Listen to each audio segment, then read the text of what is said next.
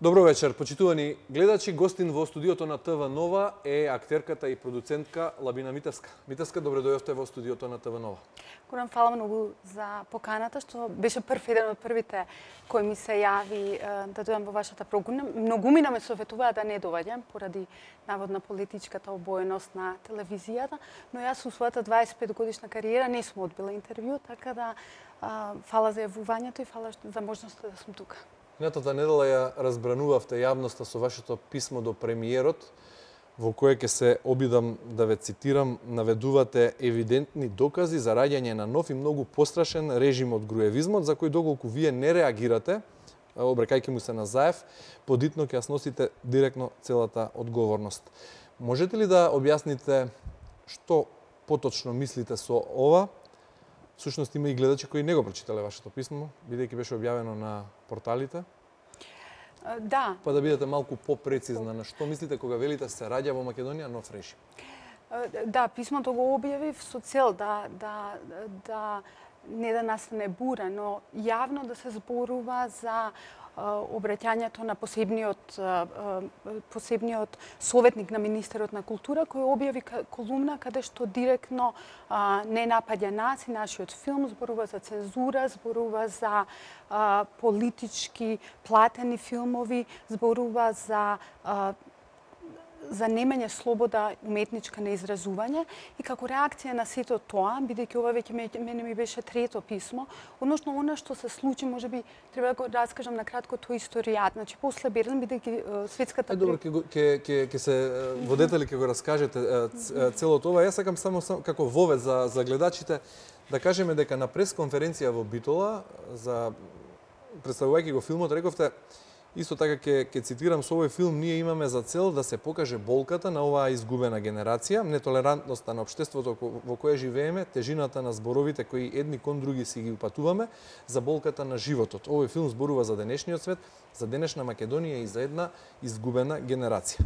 Наспротив ваквата ваша најава за филмот, чија премиера е в четврток, сега на 12 октомври, советникот на министерот за култура, кога веќе го споменавте, Златко Теодосиевски, го оцени филмот како политички памфлет или политикански памфлет.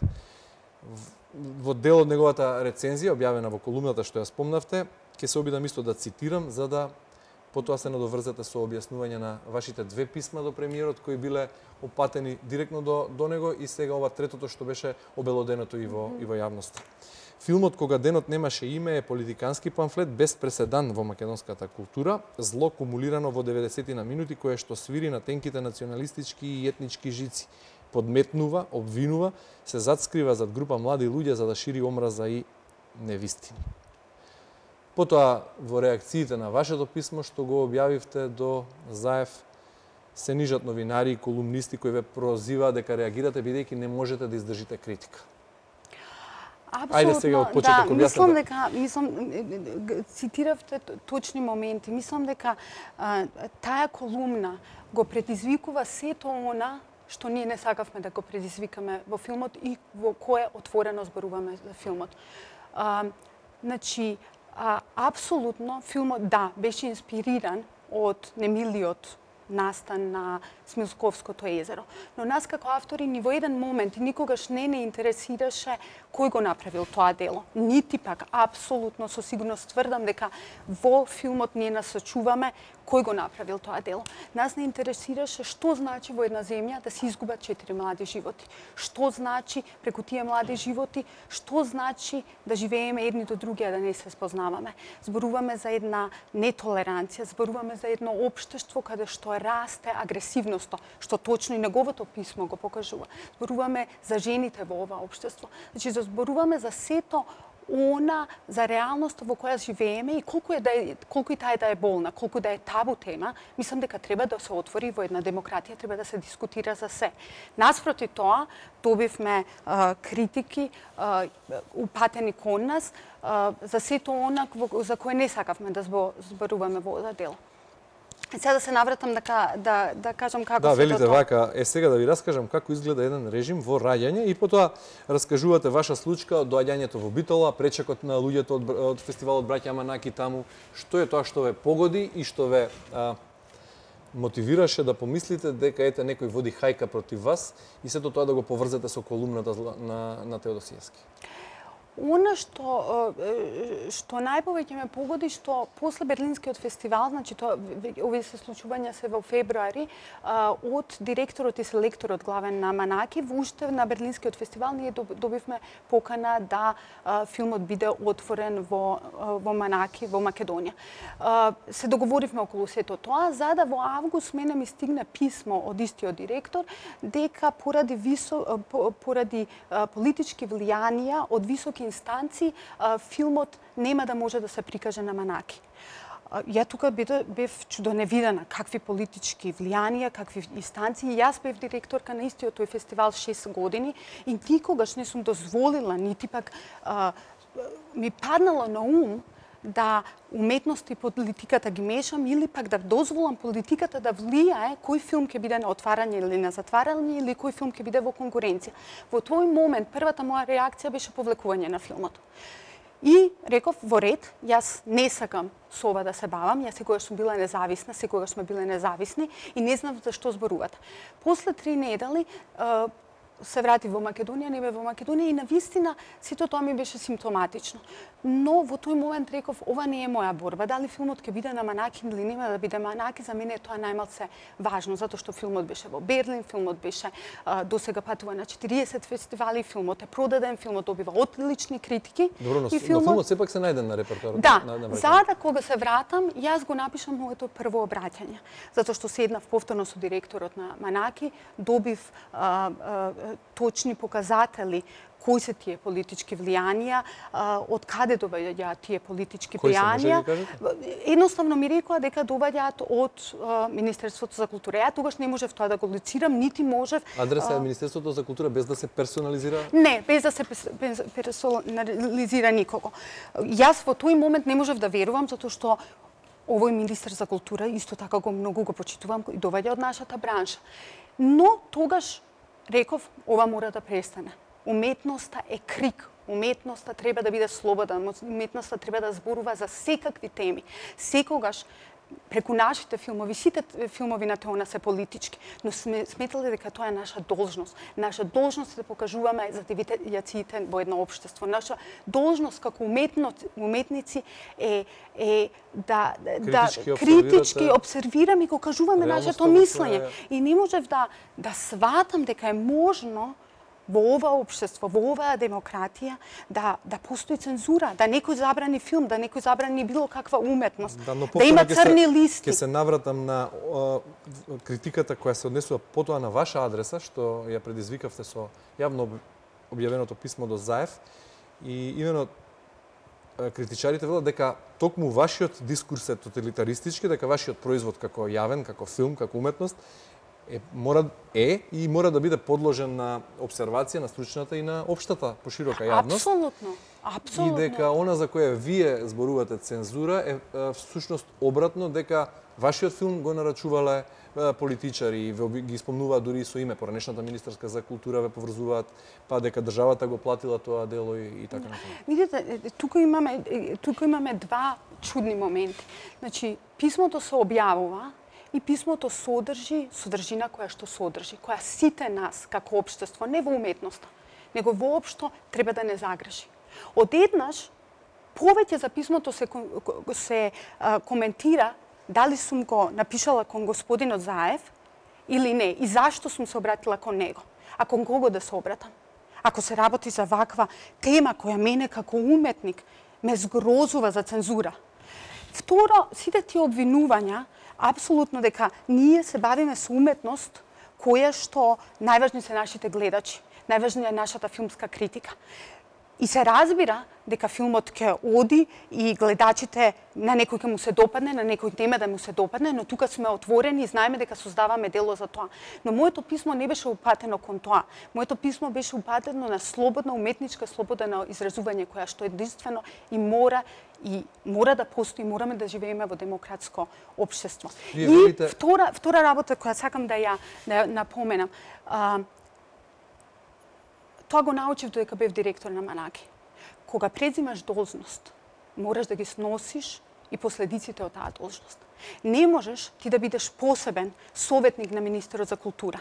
Не можеш да имаш во канцеларија во Министерството за култура. Не можеш да одиш на работа во Министерството за култура и да излегуваш и да обвинуваш за цензура, да зборуваш дека овој филм нема да биде виден.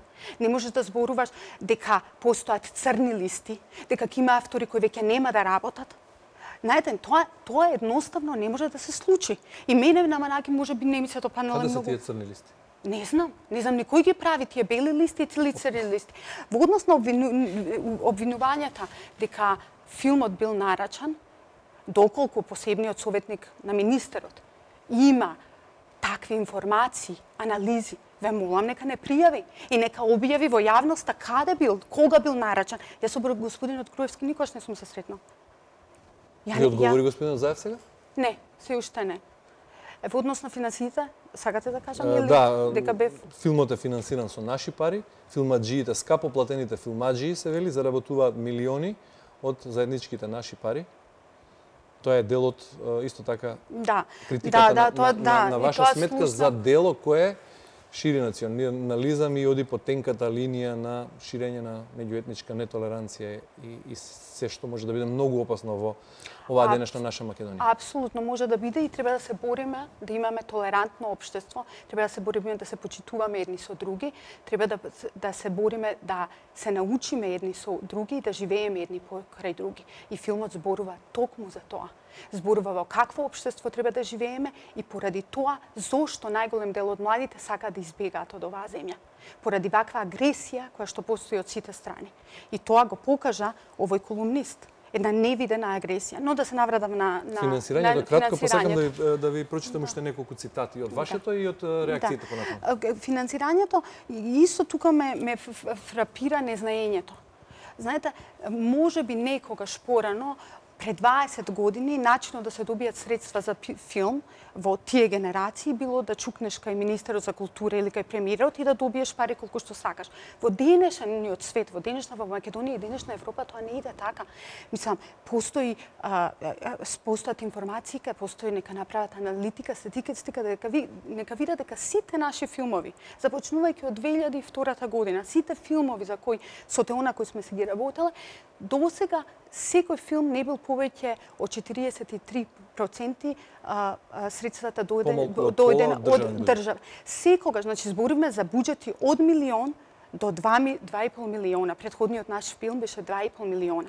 Значи, јас, и тоа не е таков труд, зарем мислите дека ја можам да се јавам во Белгиското министерство за култура, нивниот фонд, или посебниот советник да се јави и да рече, ве молам на овој автор, дајте му пари. Зарем мислите дека тие фондови, значи, за нашиот последен филм или за предходниот. Тоа се европски фондови, тука е Белгија инволвирана, тука е Словенија, тука е Германија, тука е Франција.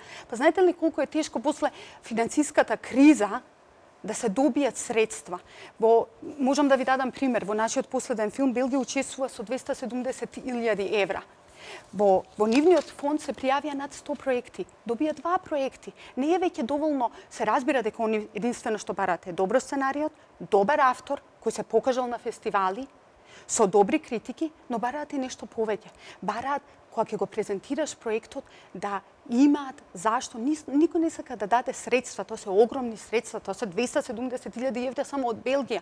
Зарем некој ќе сака да даде за некој политички памфлет? Зошто би дал кога му се пријавуваат 100 проекти од целиот свет? Истото ни се случи во Хрватска. Во Хрватска добивме средства, обично на нивниот фонд доваѓаат меѓу 2 и 3 филма, одлучија во таа сесија да дадат само на нашиот филм 100.000 евра и на ниеден друг филм поради квалитетот на авторот и сценариот. Посебниот советник на министерот за култура во владата на Република Македонија со која претседавате вие, господина Заев, и доколку ваквиот негов клеветнички неоснован напад вие не реагирате и го ставите да ја шири својата токсичност, води до заклучок дека сте покровител на овој политички прогон, невиден на овие простори од најцрните тоталитарни периоди. Дел од вашето писмо, во кое исто така велите какви се не конспирации и сплеткарања се измислува, што во детали ќе го читаат и расчистуваат адвокати и судии. Апсолутно. Значи најавувате тужба дека ова ќе оди против советникот за култура, а што велите дека премиерот станува покровител на, како велите, овој политички прогон, невиден на овие простори од најцрните денови на тоталитаризмот. Очекувавте одговорот од премиерот или да ве покани некој во Министерството за култура или само сакавте да ја анимирате, да ја запознаете јавноста што се случува? Која беше вашата цел? 2 писма лично до Заев и сега едно кое се обелодени во јавноста. Како понатаму ќе се развива работата и што очекувате? Целта ми беше да сето ова застане. Да ние како уметници имаме свој право на изразување. Не може посебниот советник на министерот да ни кажува на кои теми ние ќе зборуваме. Не може да ми кажува дека не смеам да зборувам за оваа тема или за она. Па макар и да не му се свиѓа нашето дело. Ја постигнавте целта? Се надевам. Се осеќав загрозено, се уште се осеќам загрозено, но се надевам дека ако сум требала да бидам прва на таа негова листа, дека ќе бидам и последна на таа негова листа и дека од сега ќе имаме онаа слобода на уметниците како што е секаде во светот. Кога спомнав претходно дека тие што вас ве обсервираат и ве критикуваат, велат дека токму спротивното вашиот дискурс е тоталитаристички, мислат на тоа дека кога вие се обраќате до условно кажано првиот човек, односно човекот со најголема моќ во државата да реагира за вакво нешто, на тој начин се промовира тоталитаризам кога премиерот треба да одлучува и за вакво нешто. Зарем ова е вакво нешто? Зарем сакаме да живееме во држава каде што политиката ќе не контролира нас уметниците? Ова не е вакво нешто. Ова е големо нешто. Ова е нешто кое што треба сите, апсолутно, секој граѓанин на Македонија да го засегне. Затоа што не е важен мојот филм. Мојот филм постигнува неверојатни успеси. Сакате да кажете дека всушност оние кои беа најгласни како битка против режим, битка за слобода, сега го практикуваат токму спротивното. Вие бевте директорка на браќа Манаки, рековте неколку години. Немаше никакви влијанија политички? Имавте притисоци политички? Никогаш. Какви филмови се снимаат, какви се нарачуваат? Апсолутно, никогаш никакви влијанија и никогаш никакви јавувања. Јас кога дојдов, мојата цел беше да се промовираат македонските филмови, затоа што, како што една Франција, како што еден Кан прави искоро, секогаш отвара или затвара со француски филм, тоа сакав да го направам и во Македонија и така тоа одеше со години. Но, очигледно, многу работи се менуваат, но доколку се секоја промена е добра. Во секоја општество, секоја промена е добра. Но доколку тргнеме по вакви промени на цензура, тоа мора од својот корен да се стопира. Значи, моето писмо, ова моја преписка траеше 2 месеца, затоа што мора да се стопира и мора господинот Заев, он ја води оваа држава. И ова не е мала работа. Апсолутно, ова е една од најважните работи каде што мораме да го стопираме. Не сме да има цензура и мора да има слободна на изразување. Добро, но факт е дека Теодосиевски напишал колумна. Потоа Но од која позиција?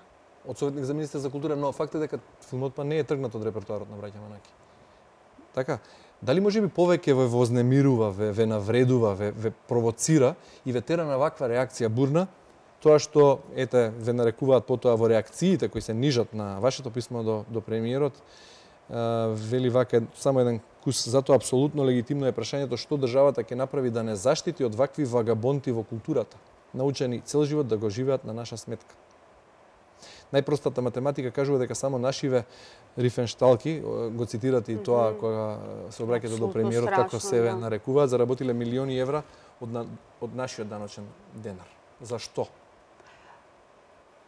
Ја немам коментар за ова. Ако ги најдат тие милиони евра, нека ми ги покажат. Ако се навистина милион, ако мислат дека на тој начин се добиваат пари, ако пронајдат било каков криминал, ако апсолутно, моите врати се отворени. Дали тоа велите изгубена генерација, извртена призма? Бевте директорка 6 години, не се соочивте со политички притисоци, сега не сте директор, си создавате, продуцирате нов филм кој е слика и прилика на еден од најтрагичните настани во поновата историја на Македонија. Се осврнувате на тоа, го разработувате филмски во играна продукција и сега сте вие на мета на цензурата. Се чувствувате цензурирани? Да, се чувствував цензурирана. Се чувствував дека филмот, бидејќи он сам така се изразува, дека никој нема да го види. Дека да, се направија напори да не биде на Манаки, потоа беше на Манаки, но не беше ниту на отварање, ниту на затварање. После 2 дена од Манаки излезе неговата колумна, каде што он вели дека филмот не треба никој да го види. Како да се чувствува? Антиреклама. Или можеби И можеби реклама за реклама. овој филм. Дали држи можеби аргументот дека не станува исто дел од критиките, не ги именувам. Можеби еве ќе ги споменам, тука беа Геровски, Тричковски, Теодосиевски секако. Ќе прочитам уште една реакција на вашите писма. Не е проблем ни уметничката слобода, ниту пак уметничката постапка, проблем е недостатокот на минимална историска дистанца од еден травматичен настан, кој се уште судски се расплетува и опасноста филмот на Лабина да бил или да биде инструментализиран. Што мислите за ова? Дали, например, стварно се уште се многу болни сеќавањата од тој 12 април 2012, дали може би требаше помине известно време, како тоа се прави во светот во современиот свет кога станува збор за филмот? Знаете што? Прво се чудни сите овие реакции на луѓе, значи 99% од овие луѓе не го виделе тој филм. Значи, прво, филмот не зборува за тоа. Филмот, како што реков и стално потенцирам, дека е инспириран од тоа. Но филмот зборува за сосема други млади луѓе. Доколку ние сакавме да направиме репортерска сторија или документарен филм, тогаш кога отидевме, ќе направевме интервјуа со семејствата. Значи, ние апсолутно не го имавме тој пристап. Инспириран и потоа воден во сосема друга насока. Значи, јавноста ќе го види филмот, ќе го видите и вие и потоа ќе можеме да зборуваме. Очекувате премиерот да ви дојде на премиера? Рековме филмот е задутре? Ние го поканивме, негово е да одлучи. Уште едно прашање за крај, како ги оценувате општите состојби во културата, еве по промените? За само неколку дена слушнавме неколку интересни информации кои исто така ја брануваа јавноста. Слушнавме дека Македонија за прв пат по низа години ќе нема свој представник за Оскар. Исто така, пред некој ден од репертоарот на Драмскиот театар беше тргната представата Папагалот историка, која според режисерот Љубиша Георгиевски го поставува прашањето дали слободата е пауза меѓу две робства. Исто така да го дополнам и тоа дека Министерството за култура, која неколку пати го спомнавме, ја преиспитува потребата од постоење на музеот за револуционерна македонска борба, инаку еден од најпосетуваните музеи во изминатите години. Кој се одговор само? Ќе кажам прво за Оскарите. Мислам дека тука нема ништо спорно. Македонија не мора да има секоја година представник за Оскар, доколку немаме добри дела. Јас сум била член на еднашна комисија, еднаш сум била председател на таа комисија, таму таа комисија од 7 професионалци кои ја донела оваа одлука. Чудно е што, како што можам да го цитирам и регионалниот представник за British Screen, кој што е како Библија во филмскиот свет, каде што вика чудна е оваа одлука и чудна е нивното образложение дека филмовите немаат наративна и естетска критериуми за да влезат. Чудно е како одеднаш нашиот филм може да влезе во Берлин, каде што апсолутно конкуренцијата е огромна и да влезеше мало чудо да влезеш на тој фестивал. Чудно е како тој филм патува, каде што во Джерусалем филмскиот фестивал го нарекуваат во најавата мастерпилс, гениално дело. Чудно е како се дистрибуира на пола планета, цела Источна Азија и Кина. Замислете колку гледачи таму ќе го видат, а како ние немаме, мислам дека комисијата доколку дадеше малце по детално образложение, можеби и ние неуките ќе научевме нешто од тоа. А вака останува енигма која на заслужува кога денот немаше име да биде наш представник за Оскар годинава? Мене, ако ме прашате, да, но не бев ја оваа година во комисија. Што мислите за другите две прашања?